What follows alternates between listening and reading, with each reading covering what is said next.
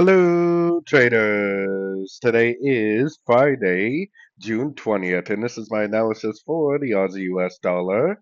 So, anyways, we are on the 1 hour time frame, as you can see. Now, the Aussie dollar has been very, very choppy. Now, to me, I got my Fibonacci retracement on this last move down.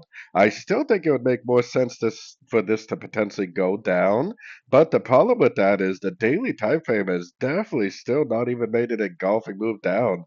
I have this WXY analysis, which would potentially have us going down maybe to, the 63, 62 area, but it is definitely not broke down. So we have to keep in mind that the fact that it hasn't broke down means that it potentially could just keep going up and up and up and up.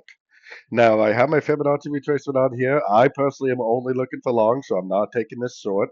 But if we do get a decent Fibonacci bounce, we do get a nice impulsive down, a nice break of structure, then it probably is going to go down. And if it does go down and it does close down on the daily, then next week on Monday, I'll be more than happy to start looking for shorts. But for me personally, I am definitely still looking for longs. If anything, I would probably want to be long here.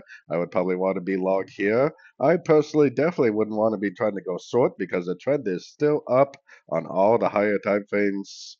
So, anyways, don't forget to like, subscribe. Don't forget to check out my free Discord channel, link down here in the corner. Take a look at my website, fxpipcollector.com. And as always, thank you for watching and happy trading.